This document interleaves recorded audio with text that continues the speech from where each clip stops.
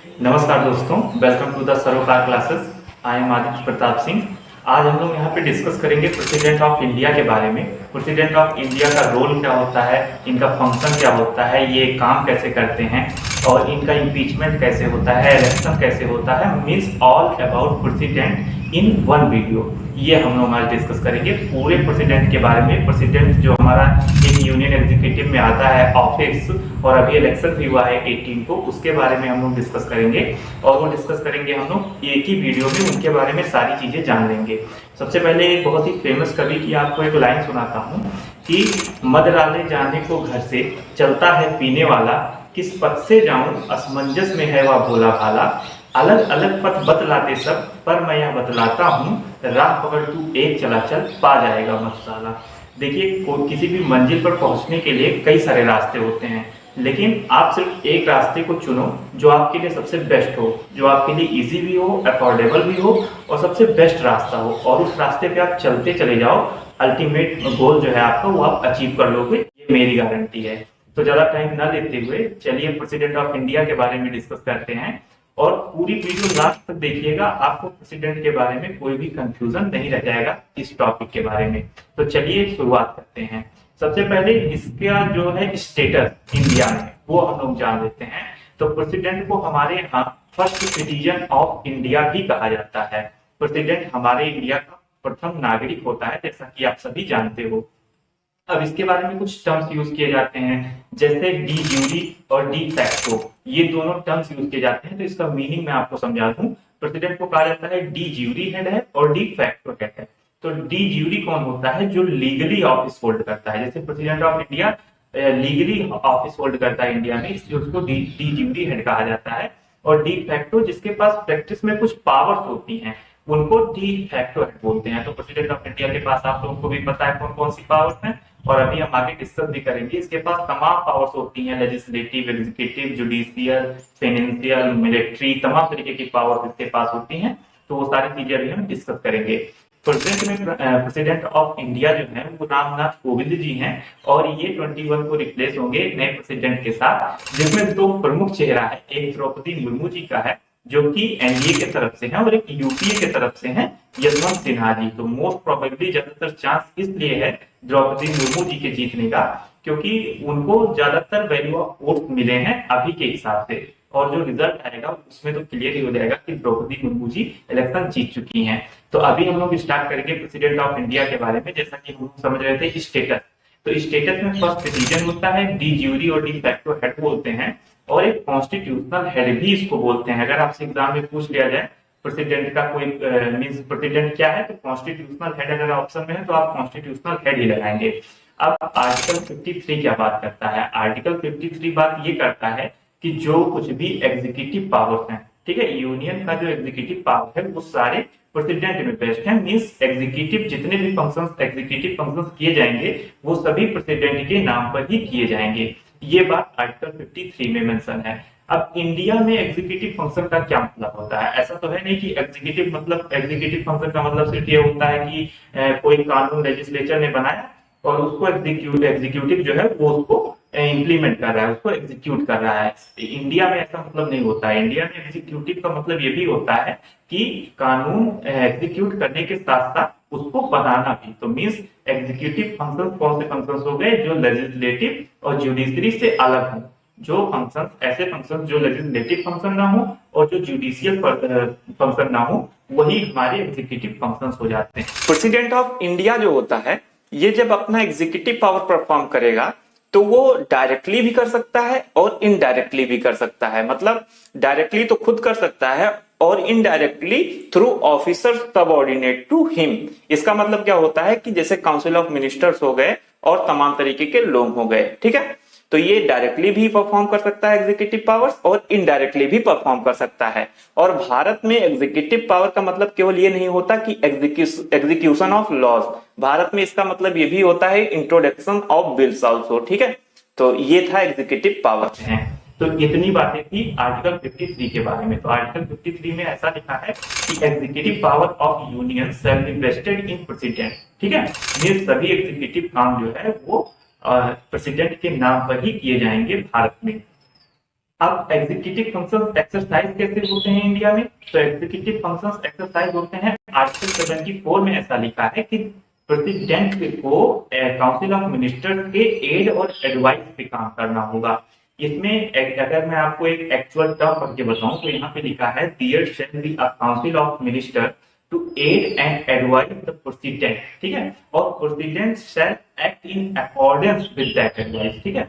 Means यहाँ पे जो वर्ड शैल लग गया ये 42nd अमेंडमेंट के बाद लगाया गया, पहले यहाँ पे विल था।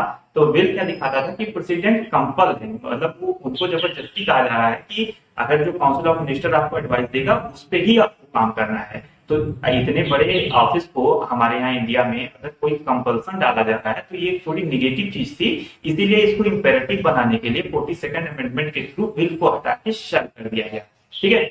अभी हम लोग बात करेंगे आर्टिकल 74 की। तो इसमें काउंसिल ऑफ मिनिस्टर्स के एडवाइस पे प्रेसिडेंट काम करता है। हालांकि प्रेसिडेंट के पास अगर कोई एडवाइस जाती है तो उसको एक बार रिकंसिडरेशन के लिए वापस भेज सकता है, लेकिन अगर दोबारा वही एडवाइस जाती है तो फिर उसको साइन करना ही होता है, जैसा कि ऑर्डिनरी बिल में भी होता है। अब आप लोगों के मन में एक क्वेश्चन खड़ा होता होगा कि मान लीजिए कि प्रेसिडेंट काउंसिल ऑफ मिनिस्टर्स के एडवाइस पे काम ना करे, तो यहाँ पे इसका आंसर सीधा सीधा ये है कि प्रेसिडेंट का इम्पीचमेंट प्रोसेस चालू हो जाएगा। क्यों? क्योंकि कुछ ग्राउंड्स जो हमारे कॉन्स्टिट्यूशन में प्रेसिडेंट की इम्पीचमेंट के लिए दिया गया है, प्रेसिडेंट का इम्पीचमेंट आर्टिकल 61 में बात किया गया है इसके बारे में। तो जैसे कि अगर मान लीजिए कॉन्स्टिट्यूशन में लिखा है कि प्रेसिडेंट को काउंसिल ऑफ मिनिस्टर्स के एड एंड एडवाइस पे ही काम करना होगा, ठीक है, लेकिन अगर प्रेसिडेंट ऐसा नहीं फॉलो करता है तो उसको इम्पीच किया जाएगा। क्यों इम्पीच किया जाएगा? क्योंकि जब वो ओथ लेता है, जब वो शपथ लेता है, तो वो ये कहता है कि मैं कॉन्स्टिट्यूशन को प्रिजर्व करूंगा, मैं कॉन्स्टिट्यूशन को डिफेंड करूंगा, ठीक है। मीन्स वो अपने शपथ में ही बोले रखता है कि मैं कॉन्स्टिट्यूशन को प्रिजर्व करूंगा और कॉन्स्टिट्यूशन को डिफेंड करूंगा। अगर वो ऐसा नहीं करता है तो मीन्स वो कॉन्स्टिट्यूशन का वायलेशन कर रहा है, और जब वो कॉन्स्टिट्यूशन का वायलेशन कर रहा है इसके लिए उसको इम्पीच किया जाएगा, क्योंकि इम्पीचमेंट का केवल एक ही ग्राउंड कॉन्स्टिट्यूशन में मेंशन है और वो है वायलेशन ऑफ कॉन्स्टिट्यूशन। अगर प्रेसिडेंट कॉन्स्टिट्यूशन का वायलेशन करता है, कॉन्स्टिट्यूशन का उल्लंघन करता है, तो फिर उसको इम्पीच किया जाएगा आर्टिकल 61 के तहत। ऐसा क्यों किया जाएगा? क्योंकि वो शपथ में अपने कहे रखता है पहले से ही कि मैं कॉन्स्टिट्यूशन ऑफ इंडिया को प्रिजर्व करूंगा और डिफेंड करूंगा, और वो ऐसा करने से मुकर जाता है, इसीलिए उसको इम्पीच किया जाता है। तो ओथ में उसने क्या सारी बातें कही होती हैं, पहले हम लोग ये जान लेते हैं। तो अभी हम लोग बात करेंगे oath and affirmation of president of India के बारे में। मिशन में जो अपना जो शपथ लेता है उस टाइम जब वो कहता है कि मैं कॉन्स्टिट्यूशन को प्रिजर्व करूंगा और डिफेंड करूंगा, तो यहाँ पे एक सवाल और खड़ा होता है कि कॉन्स्टिट्यूशन का डिफेंडर कौन है, कॉन्स्टिट्यूशन का कस्टोडियन कौन है। भले ही प्रेसिडेंट वोट देता है डिफेंड करने की और प्रिजर्व करने की कॉन्स्टिट्यूशन को, लेकिन जो डिफेंडर और कस्टोडियन है वो सुप्रीम कोर्ट है कॉन्स्टिट्यूशन का। क्यों? क्योंकि उसके पास ही पावर है जुडिशियल रिव्यू का। अगर लेजिस्लेचर कोई गलत कानून बनाता है तो उसको जुडिशियल रिव्यू करके जुडिशरी ही सही करता है, वो सुप्रीम कोर्ट ही कस्टोडियन और डिफेंडर है कॉन्स्टिट्यूशन का। लेकिन यहाँ पे जो ओथ लेते टाइम जो प्रेसिडेंट कहता है कि मैं कॉन्स्टिट्यूशन को डिफेंड करूंगा और प्रिजर्व करूंगा, इसका मतलब ये होता है कि वो देखेगा कि कोई अपना जिसका क्षेत्र है, अधिकार क्षेत्र है, वो उसके बाहर तो नहीं जा रहा है। जैसे कि लेजिस्लेचर या एग्जीक्यूटिव अपने अधिकार क्षेत्र से बाहर तो नहीं जा रहे हैं, इसका मतलब ये है, ठीक है। और इसका मतलब ये भी है कि वो कॉन्स्टिट्यूशन के अंदर रहकर ही काम करेगा। अब हम लोग बात करेंगे ओथ के बारे में। तो ओथ में वो अपना कहता है कि मैं अपना फेथफुली अपने ऑफिस को एग्जीक्यूट करूंगा, मीन्स मेरा जो काम है उसको फेथफुली निभाऊंगा। फिर वो कहता है कॉन्स्टिट्यूशन को प्रिजर्व करूंगा, प्रोटेक्ट करूंगा और डिफेंड करूंगा, ठीक है। और तीसरी बात वो कहता है कि मैं अपने ऑफिस के लिए और वेलबींग के लिए मैं डिवोट रहूंगा हमेशा के लिए। तो ये अपने ओथ में प्रेसिडेंट बोलता है, ठीक है। और जब इसका उल्लंघन करता है तो उसको इम्पीच कर दिया जाता है। क्यों? क्योंकि आर्टिकल 74 में लिखा है कि प्रेसिडेंट को काउंसिल ऑफ मिनिस्टर्स के एडवाइस पे काम करना होगा, और जब वो ऐसा नहीं करता है तो उसको इम्पीच किया जाता है। अब हम इम्पीचमेंट देख लेते हैं, इम्पीचमेंट इसका किस तरीके से होता है, जो कि आर्टिकल 61 में मेंशन है। तो अभी हम बात करेंगे इम्पीचमेंट ऑफ प्रेसिडेंट के बारे में। इम्पीचमेंट प्रोसेस जो होता है कि किसी भी हाउस में स्टार्ट हो सकता है, चाहे राज्यसभा में स्टार्ट हो चाहे लोकसभा में स्टार्ट हो। अब जिस हाउस में स्टार्ट होगा उसमें एक मोशन पहले लाया जाएगा, ठीक है। एक मोशन लाया जाएगा जो कि सपोर्ट किया जाएगा 1/4 मेंबर से। मींस जितने भी मेंबर्स हैं उसका मतलब जितना भी नंबर है उसका, जितने भी नंबर ऑफ मेंबर्स किसी हाउस में हैं उसका 1/4 मेंबर, उसके 1/4 मेंबर द्वारा उस मोशन को सपोर्ट होना चाहिए उस मोशन को, ठीक है, तभी वो मोशन आगे बढ़ पाएगा। अब अगर 1/4 मेंबर्स जो है वो उसको सपोर्ट करेंगे तो प्रेसिडेंट को एक 14 डेज की नोटिस दी जाएगी सबसे पहले। उसके पहले कोई भी प्रोसीजर स्टार्ट नहीं किया जाएगा इम्पीचमेंट का। सबसे पहले एक 14 दिन की नोटिस दी जाएगी कि आपके खिलाफ इम्पीचमेंट प्रोसेस चलने वाला है, और जो मेंबर्स सपोर्ट में रहेंगे मोशन के उनका उस पर साइन होगा कि ये मेंबर्स आपकी इम्पीचमेंट प्रोसेस के सपोर्ट में हैं। फिर उस मोशन को क्या होगा कि 2/3 मेजोरिटी से सपोर्ट के साथ उस हाउस से पास होना पड़ेगा। अब उस हाउस से पास होकर जब वो दूसरे हाउस में जाएगा तो दूसरा हाउस इन्वेस्टिगेटिंग हाउस की तरीके से काम, अब वो खुद भी इन्वेस्टिगेट कर सकता है या फिर कोई ट्रिब्यूनल बना सकता है या किसी अदर बॉडी को ऑथराइज कर सकता है कि आप जो है इस जो चार्जेस प्रेसिडेंट ऑफ इंडिया के खिलाफ लगाए गए हैं इन पे इन्वेस्टिगेशन करिए कि ये चार्जेस सही है कि नहीं सही है। अगर उस हाउस में भी वो मोशन 2/3 मेजोरिटी के साथ पास हो जाता है तो फिर प्रेसिडेंट जो है वो इम्पीच हो जाएंगे। इस तरीके से इम्पीचमेंट प्रोसेस चलती है प्रेसिडेंट की। यहाँ पे एक नोट मैं आपको बता दूं कि जो ओथ होता है प्रेसिडेंट ऑफ इंडिया का वो चीफ जस्टिस ऑफ इंडिया के मतलब चीफ जस्टिस ऑफ इंडिया की शपथ दिलवाते हैं प्रेसिडेंट ऑफ इंडिया को। अगर chief justice of India present नहीं है तो फिर जो सीनियर मोस्ट जज होगा सुप्रीम कोर्ट का वो ओथ दिलवाएगा प्रेसिडेंट ऑफ इंडिया को। अभी हम बात करेंगे अगर प्रेसिडेंट इम्पीच हो गए तो फिर क्या होगा। प्रेसिडेंट अगर इम्पीच हो जाएंगे, अपने ऑफिस से हटा दिए जाएंगे, तो फिर उनका ऑफिस जो होगा वो वैकेंट हो जाएगा, खाली हो जाएगा। तो फिर उस टाइम तक कौन प्रेसिडेंट ऑफ इंडिया के तरीके से काम करेगा, तो ये होंगे vice president of India. Vice president of India काम करेंगे एक्टिंग प्रेसिडेंट की तरीके से, और वो जब तक नया प्रेसिडेंट नहीं आ जाता है तब तक वो प्रेसिडेंट ऑफ इंडिया के तरीके से काम करेंगे। मींस जितना टर्म बचा है उतने टर्म के लिए vice president he president of India के तरीके से काम करेंगे।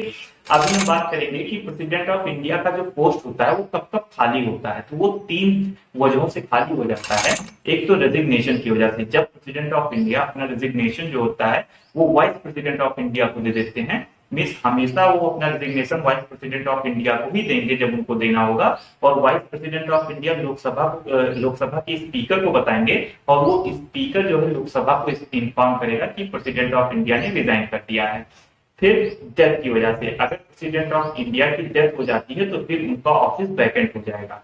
और तीसरी चीज क्या है, अगर इम्पीचमेंट हो गया, अगर इम्पीच हो गए प्रेसिडेंट तो भी उनका ऑफिस जो है वो वैकेंट हो जाएगा। तो इन 3 कारणों से उनका ऑफिस जो होता है वो वैकेंट। अभी हम इनके क्वालिफिकेशन के बारे में बात करेंगे कि प्रेसिडेंट ऑफ इंडिया का क्या मतलब प्रेसिडेंट ऑफ इंडिया बनने के लिए आपके पास क्या क्या क्वालिफिकेशन होनी चाहिए। सबसे पहले आपको इंडिया का सिटीजन होना चाहिए, ठीक है, कि should be a citizen of India. President of India जो भी बनेगा उसको इंडिया का ही सिटीजन होना चाहिए। दूसरी बात 35 ईयर्स ऑफ एज का होना चाहिए उस आदमी को, उसको 35 साल से कम का नहीं होना चाहिए। तीसरी बात, कोई भी ऑफिस ऑफ प्रॉफिट होल्ड न किया हो उस पर्सन ने। और चौथी बात, लोकसभा का मेंबर बनने के लिए उसको एलिजिबल होना चाहिए। अब आप लोग कमेंट सेक्शन में बताइए कि लोकसभा का मेंबर बनने के लिए क्या एलिजिबिलिटी की जरूरत होती है as per the representation of people act 1951। ठीक है, तो आप लोग कमेंट सेक्शन में बताइए। अब ये तो बात थी क्वालिफिकेशन की। अब हम बात करते हैं टर्म की। प्रेसिडेंट का टर्म क्या होता है, मींस प्रेसिडेंट ऑफ इंडिया जो होते हैं वो कितने सालों तक के लिए प्रेसिडेंट ऑफ इंडिया रहते हैं। तो जैसे कि अभी 18 को इलेक्शन हुआ है। अब आज जिस दिन मैं वीडियो बना रहा हूँ इस दिन रिजल्ट आने वाला है कि कौन प्रेसिडेंट ऑफ इंडिया, नया प्रेसिडेंट ऑफ इंडिया बनेगा, जो कि 15th प्रेसिडेंट ऑफ इंडिया होगा इंडिया का। तो वो या तो द्रौपदी मुर्मू जी हो सकती है या तो यशवंत सिन्हा जी हो सकते हैं, क्योंकि 2 ही जो है वो फेमस चेहरे अभी जो है वो न्यूज में चल रहे हैं। तो मोस्ट प्रोबेबली द्रौपदी मुर्मू जी हमारी 15th प्रेसिडेंट ऑफ इंडिया होंगी। तो ये अगले 5 सालों तक के लिए प्रेसिडेंट ऑफ इंडिया रहेंगी। तो इसका मतलब ये है कि प्रेसिडेंट ऑफ इंडिया का जो टर्म होता है वो 5 सालों तक के लिए होता है। जैसे रामनाथ कोविंद जी 5 सालों तक प्रेसिडेंट ऑफ इंडिया रह चुके हैं, तो अब नए प्रेसिडेंट ऑफ इंडिया का इलेक्शन हो रहा है। इसी तरीके से प्रेसिडेंट ऑफ इंडिया का जो टर्म होता है वो 5 सालों तक के लिए होता है। दूसरी बात, जो भी प्रेसिडेंट ऑफ इंडिया बनेगा ऐसा नहीं हो केवल एक बार लड़ सकता है, वो n नंबर ऑफ टाइम्स लड़ सकता है इंडिया में, और हमेशा जब भी उसका मन करे तब वो प्रेसिडेंट ऑफ इंडिया का इलेक्शन लड़ सकता है। हालांकि यूएसए में ऐसा नहीं है, यूएसए में सिर्फ आप 2 बार प्रेसिडेंट ऑफ इंडिया का इलेक्शन लड़ सकते हो और जीत सकते हो, लेकिन इंडिया में n नंबर ऑफ टाइम्स आप इलेक्शन लड़ सकते हो और जीत सकते हो। तो दूसरी बात ये थी। तीसरी बात ये है कि जब प्रेसिडेंट ऑफ इंडिया का जो टर्म होता है वो खत्म हो जाता है, तो जिस दिन टर्म खत्म होता है उसके अगले 6 महीने तक उसके अंदर अंदर ही इलेक्शन कराना होता है। मींस 6 महीने के अंदर अंदर ही इलेक्शन कराना होता है। ज्यादा से ज्यादा कोशिश ये करनी होती है कि इलेक्शन जो है वो जल्दी से जल्दी हो जाए, मींस टर्म एक्सपायर होने से पहले इलेक्शन हो जाए। जैसे अभी जो रामनाथ कोविंद जी का टर्म एक्सपायर होगा ये 22 तारीख तक एक्सपायर होगा, लेकिन जो इलेक्शन हुआ वो 18 को ही हो गया और 21 को हमें नए प्रेसिडेंट ऑफ इंडिया मिल जाएंगे। इसी तरीके से टर्म एक्सपायर होने से पहले ही इलेक्शन कराने की बात की जाती है। और प्रेसिडेंट ऑफ इंडिया अपने ऑफिस में तब तक रहेंगे जब तक कि वो अपने सक्सेसर को नहीं पा जाते हैं। मींस जब तक वो अपने सक्सेसर को नहीं पा जाएंगे तब तक वो प्रेसिडेंट ऑफ इंडिया ही रहेंगे। ठीक है, मींस जैसे अभी रामनाथ कोविंद जी 21 तक प्रेसिडेंट ऑफ इंडिया रहेंगे। जब नए प्रेसिडेंट ऑफ इंडिया हमें मिल जाएंगे फिर वो अपने ऑफिस से हटेंगे। जब तक उन्हें अपना सक्सेसर नहीं मिलता है तब तक वो प्रेसिडेंट ऑफ इंडिया ही रहेंगे। तो ये बात थी कुछ टर्म के बारे में। अब हम लोग बात करते हैं सबसे इंपॉर्टेंट टॉपिक के बारे में जो प्रेसिडेंट ऑफ इंडिया के बारे में होता है, और वो है प्रेसिडेंट ऑफ इंडिया का इलेक्शन। तो प्रेसिडेंट ऑफ इंडिया का इलेक्शन कैसे होता है इसके बारे में चलिए डिस्कस करते हैं। तो इसके बारे में हम लोगों को बात करनी होगी आर्टिकल 54 और आर्टिकल 55 के बारे में। आर्टिकल 54 बात करता है मेथड ऑफ इलेक्शन के बारे में और आर्टिकल 55 बात करता है मैनर ऑफ इलेक्शन के बारे में। तो मेथड ऑफ इलेक्शन जो है वो इलेक्टोरल कॉलेज द्वारा इसका इलेक्शन कराया जाता है प्रेसिडेंट ऑफ इंडिया का, और मैनर जो है वो proportional representation through single transferable vote system apply किया जाता है। अब ये क्या होता है अगर आप लोग कमेंट सेक्शन में बताएंगे तो एक छोटी सी वीडियो में आपको समझा दिया जाएगा। फिलहाल proportional representation of single transferable vote system, आप लोगों के दिमाग में ये क्वेश्चन उठता होगा कि जब प्रेसिडेंट एक नॉमिनल हेड है, जब एक नॉमिनल हेड है, और कुछ लोग इसको रबर स्टाम्प भी बोलते हैं, हालांकि एक नेगेटिव वर्ड है, इसे यूज मत करिएगा आप लोग। तो जब प्रेसिडेंट एक नॉमिनल हेड है फिर इसके इलेक्शन के लिए प्रोपोर्शनल रिप्रेजेंटेशन जैसा सिस्टम क्यों? तो इसके लिए जवाब ये है कि ये सभी जितने भी सेक्शंस ऑफ सोसाइटी हमारे यहाँ इंडिया में हैं उन सभी को रिप्रेजेंट करता है। और दूसरी बात, प्रोपोर्शनल रिप्रेजेंटेशन सिस्टम में केवल एक सिंगल पार्टी के वोट देने से कोई प्रेसिडेंट ऑफ इंडिया नहीं बन सकता है। तो पैरिटी रखने के लिए ऐसा किया जाता है कि मींस सभी सेक्शंस को रिप्रेजेंट करता है। हेड ऑफ जो होता है इंडिया होता है, हेड ऑफ स्टेट होता है, ठीक है। इसलिए उसका इलेक्शन प्रोपोर्शनल रिप्रेजेंटेशन से कराया जाता है कि किसी पार्टी का उस पर दबाव ना रहे, वो सबके लिए काम कर पाए। और इसीलिए प्रोपोर्शनल रिप्रेजेंटेशन में किसी सिंगल पार्टी के सपोर्ट से आप प्रेसिडेंट ऑफ इंडिया का इलेक्शन नहीं जीत सकते हो। इसी के लिए प्रोपोर्शनल रिप्रेजेंटेशन का यूज किया जाता है। अब हम लोग बात करेंगे आर्टिकल 54 मेथड ऑफ इलेक्शन, जिसमें इलेक्टोरल कॉलेज के बारे में मैंने आपको बताया कि electoral college president of India का इलेक्शन करवाता है। तो इलेक्टोरल कॉलेज में होते कौन कौन हैं? तो आपके लिए एक शॉर्ट ट्रिक ये है कि इलेक्टेड मेंबर्स ही होते हैं सभी जगह के, जितने भी जगह इसमें आएंगे सभी जगह के इलेक्टेड मेंबर्स ही होंगे। जैसे elected members of both the houses of parliament होते हैं, राज्यसभा और लोकसभा के केवल इलेक्टेड मेंबर्स होते हैं, नॉमिनेटेड मेंबर्स नहीं होते। Elected members of state legislative assemblies means MLAs लोग होते हैं। और यूटी, 2 यूटी इसमें पार्टिसिपेट करती हैं, एक दिल्ली और एक पौंडीचेरी, वहां के भी केवल इलेक्टेड मेंबर्स होते हैं।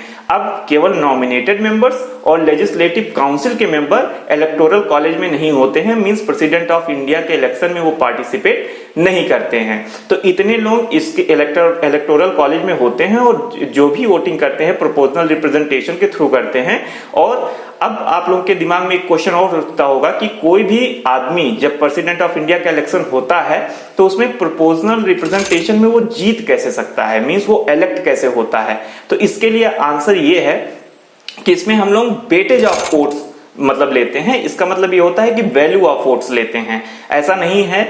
अब ऐसा क्यों करते हैं? ऐसा इसलिए करते हैं ताकि यूनियन और स्टेट के बीच में पैरिटी बनी रहे और with in the states parity बनी रहे। इसका मतलब क्या है कि ऐसा नहीं है कि एमपी का जो वोट होगा उसको ज्यादा प्रेफरेंस दिया जाएगा और जो एमएलए का वोट होगा उसको कम प्रेफरेंस दिया जाएगा, ऐसा बिल्कुल नहीं है। और ऐसा भी नहीं है कि जो स्टेट बहुत बड़ा है, जिसके पास लेजिस्लेटिव असेंबली में सीट ज्यादा है, जैसे यूपी, उसको ज्यादा प्रेफरेंस मिलेगा। इसीलिए हम लोग वैल्यू ऑफ वोट्स निकालते हैं और उसके बाद जो है हम लोग विनिंग कैंडिडेट का अनाउंसमेंट करते हैं। अब वैल्यू ऑफ वोट्स कैसे निकालते हैं? तो इसके लिए भी फार्मूला है। और सबसे पहली बात, इलेक्शन वही जीतेगा जिसके पास कोटा ऑफ वोट्स होगा, मींस एक कोटा होगा। जैसे गांव ग्राम पंचायत में पीडीएस सिस्टम दिया जाता है कोटा के थ्रू, उसी तरीके से यहाँ पे कोटा होता है और जो वो कोटा पा लेता है वो इलेक्शन जीत जाता है। अब कोटा का फॉर्मूला मैं आपको बता दूं तो कोटा इज इक्वल टू होता है total number of valid votes polled upon total number of candidates to be return plus 1 और फिर होल का प्लस 1 कर देते हैं। अब यहाँ पे जो कैंडिडेट टू बी रिटर्न है, इसका मतलब ये होता है कि कितने लोग जीत के आते हैं। तो एक ही आदमी तो जीत के आएगा, प्रेसिडेंट ऑफ इंडिया एक ही तो बनेगा, तो इसका मतलब होगा वहां पे आप 1 कर सकते हो सिंप्लीफाई करने के। वैल्यू ऑफ वोट्स कैसे निकालते हैं, तो वोट वैल्यू ऑफ 1 एमएलए पहले हम लोग देख लेते हैं इसका फार्मूला क्या होता है। तो इसका फार्मूला ये होता है total population of state upon total number of elected members in that states legislative assembly into 1 upon 1000। अब इसी का यूज हम लोग कर लेते हैं वोट वैल्यू निकालने के लिए एमपी का। तो वोट वैल्यू ऑफ 1 एमपी क्या होता है, vote value of 1 MP is equal to total number of votes assigned to all MLAs of all state upon total number of elected members of both the houses of parliament. ये होता है vote value of 1 MP. तो इस तरीके से vote value निकाल के हम लोग इलेक्शन करवाते हैं और उसके बाद जिसके पास कोटा ऑफ वोट्स होता है वो इलेक्शन जीत जाता है। अब यहाँ पे जो पॉपुलेशन ऑफ स्टेट था, इसमें 2026 तक 1971 का सेंसस लिया जाएगा। उसके बाद जो फिर कुछ नया सेंसस आएगा उसको हम लोग लेंगे, लेकिन 2026 तक 1971 का ही सेंसस लिया जाएगा। अब दूसरी बात, कोई भी अगर इलेक्शन डिस्प्यूट होगा प्रेसिडेंट ऑफ इंडिया के इलेक्शन से रिलेटेड, तो उसको रिजॉल्व करेगा सुप्रीम कोर्ट ऑफ इंडिया, चाहे प्रेसिडेंट का इलेक्शन हो चाहे वाइस प्रेसिडेंट का इलेक्शन हो। लेकिन वहीं पे एमपी और एमएलए का इलेक्शन डिस्प्यूट कौन रिजॉल्व करता है, हाई कोर्ट। बहुत ही रेयर ओकेजन में सुप्रीम कोर्ट इसको एडमिट करता है अपने पास और रिजॉल्व करता है प्रॉब्लम्स को। लेकिन प्रेसिडेंट ऑफ इंडिया और वाइस प्रेसिडेंट ऑफ इंडिया का इलेक्शन डिस्प्यूट हमेशा supreme court of India he resolve करेगा। अब हम लोग कुछ इसके इंपॉर्टेंट पावर्स के बारे में जान लेते हैं। तो इसके पास तमाम तरीके की पावर्स होती हैं। जैसे ज्यादातर अपॉइंटमेंट जो होते हैं वो प्रेसिडेंट ऑफ इंडिया ही करता है, जैसे चीफ जस्टिस ऑफ इंडिया का हो गया, प्राइम मिनिस्टर का हो गया और फिर काउंसिल ऑफ मिनिस्टर्स का हो गया। तो इस तरीके से काउंसिल ऑफ मिनिस्टर्स का जो अपॉइंटमेंट होगा वो हालांकि प्राइम मिनिस्टर के एडवाइस पे करेगा, लेकिन प्रेसिडेंट ऑफ इंडिया ही करेगा। अब जो इसके कुछ इंपॉर्टेंट पावर्स आते हैं जो कि मुझे बहुत इंपॉर्टेंट लगते हैं वो मैं आपको बताता हूं। तो आर्टिकल 72 में ये 5 पावर्स इसको दिए गए हैं। तो पहला होता है पार्डनिंग पावर। पार्डनिंग पावर मतलब ये होता है कि पूरी तरीके से माफ कर देना, जैसे आपने क्राइम कुछ किया ही ना हो। अब इसमें पार्डन किस किस केस में कर सकता है, तो अगर कोर्ट मार्शल का केस है, या आपको डेथ सेंटेंस सुना दिया गया है, या आप किसी ऐसे लॉज का वायलेशन कर लेते हैं जो कि यूनियन के एग्जीक्यूटिव पावर में आता है, तो भी आपको प्रेसिडेंट पार्डन कर सकता है, माफ कर सकता है। दूसरा हम बात करेंगे रिप्राइव की। तो रिप्राइव उस सिचुएशन को कहा जाता है जब पार्डनिंग का जो केस होता है वो कंसिडरेशन में होता है, तो उस सिचुएशन को हम लोग बोल देते हैं रिप्राइव। ठीक है, अब बात करते हैं रिस्पाइट की। तो रिस्पाइट में जो सिवियरिटी ऑफ पनिशमेंट होता है, जो होता है जैसे कि कोई प्रेग्नेंट वुमेन है, अब उसको बहुत ही हार्ड पनिशमेंट दे दिया गया और वो उसको सहने लायक नहीं है, तो उसको कम कर दिया जाता है। ठीक है, ये होता है रिप्राइव। अब जो है रिस्पाइट। अब जो है रेमिशन की बात हम लोग करें तो रेमिशन में फॉर्म नहीं बदला जाता है, हालांकि टाइम जो है उसको चेंज कर दिया जाता है। जैसे आपको 10 साल की सजा सुनाई गई है तो उसको 5 साल कर दिया जाएगा, लेकिन फॉर्म नहीं चेंज किया जाएगा, आपकी सजा इंप्रिजनमेंट ही रहेगी। अब कम्यूटेशन में फॉर्म भी बदल दिया जाता है, जैसे आपको डेथ पेनल्टी सुनाई गई है लेकिन आपको कौन सा सजा दिया जाएगा, लाइफ इंप्रिजनमेंट का सजा दिया जा सकता है, मींस चेंज कर देते हैं फॉर्म ही। तो ये कुछ इसके इंपॉर्टेंट पावर्स थे और तमाम इसके इंपॉर्टेंट पावर्स होते हैं, जैसे judicial power, ordinance making power होता है 1, 2, 3 के आर्टिकल 1, 2, 3 के अंदर, और तमाम तरीके के फाइनेंशियल पावर होते हैं इसके पास, लेजिस्लेटिव पावर्स होते हैं, तमाम पावर्स प्रेसिडेंट ऑफ इंडिया के पास होते हैं। अब अगर आपको लेक्चर समझ में आया है तो लाइक करिए, शेयर करिए, सब्सक्राइब करिए। हालांकि नए प्रेसिडेंट ऑफ इंडिया का आज हमको पता चल जाएगा, आपको शॉर्ट्स के थ्रू बता दिया जाएगा। जय हिंद, जय भारत।